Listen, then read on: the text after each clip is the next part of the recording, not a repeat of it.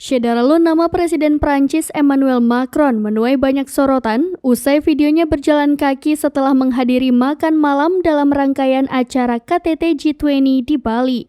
Macron tampak berjalan sepanjang 2 km setelah menghadiri welcoming dinner di Garuda Wisnu Kencana.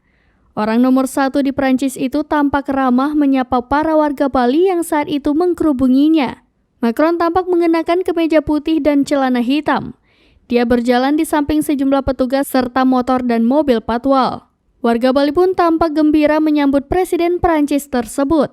Di tengah-tengah momen tersebut, Macron sempat menggendong salah seorang bayi. Belakangan terungkap bahwa Macron memiliki kenangan tersendiri di Pulau Dewata. Presiden ke-25 Prancis itu ternyata dulu pernah berlibur ke Bali saat masih kecil.